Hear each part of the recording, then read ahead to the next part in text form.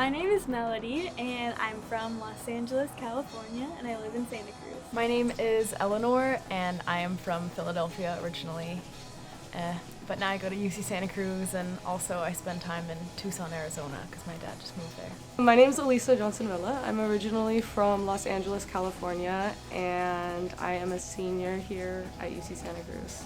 I have 4 tattoos, and 3 of them are stick and pokes. I just got my 14th like 2 weeks ago, and I'm about to get my 15th from Tia. I feel like the attitude around tattoos growing up, I come from a very Mexican Catholic family, so it was not super, even to this day, my mom hates my tattoos. She thinks they're trashy. My dad was a straight edge punk, and so he had no tattoos, he didn't drink, or he drank sometimes, but he didn't do drugs, no smoking. My parents were sort of like, they didn't have any tattoos themselves, thought it was sort of not the greatest thing to do, especially at a young age. And I remember like when I was a child, I was like, I will never get a tattoo. And then it's like, oh, like I got about 14 or 15, so.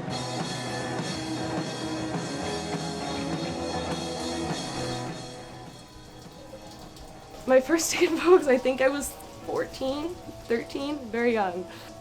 A lot of things were happening to me, like my body was being moved from place to place. I was homeless.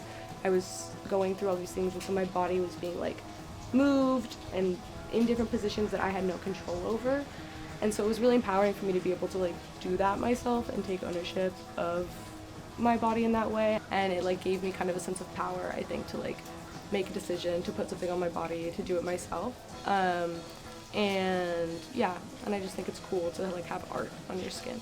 So this is the sun, I have it on the side, and then the matching one is the moon over here, with her little star. Yeah.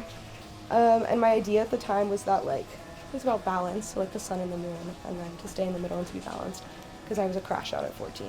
What is a crash out? A crash out is, I don't know if it's maybe a Southern California word, but someone who's like spinning out, going crazy, losing their mind a little bit, but publicly, like you can see, you can tell. So at 14 I had a lot of big emotions. I was going through a lot of things.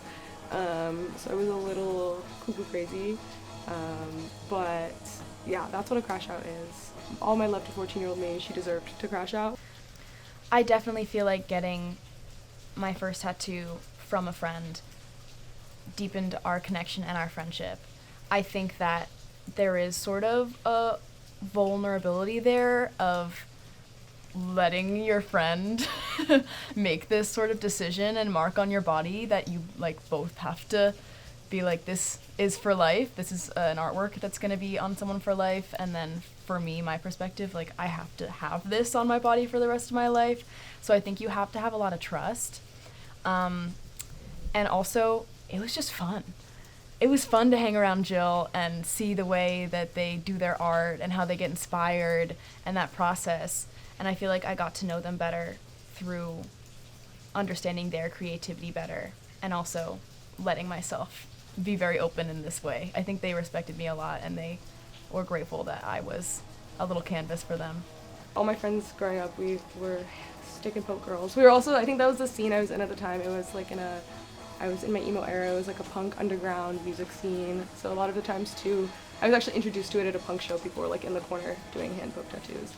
And so I think like that culture around specifically like hand-poke tattoos, stick and poke tattoos doesn't exist with machine tattoos in the same way. There's definitely a culture there, but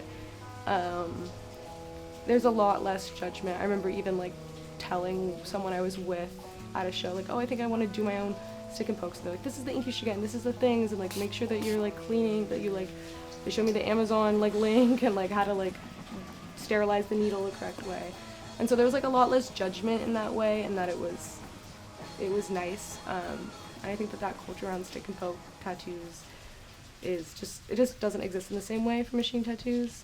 I know so many people who just will give stick and pokes all the time, and I don't know if I actually have an opinion about putting restrictions on that. I feel like it should be an accessible art form, and I know people who were terrible at tattooing, people who were terrible at stick and pokes, but it still was fun for them, and I don't think they necessarily regret. A lot of the times they would do stick and pokes on themselves. I think people will start with that a lot of the time before moving on to other people. So I guess it's a personal choice. I don't think you should be able to dictate who has access to that art form. It's nice that it's accessible.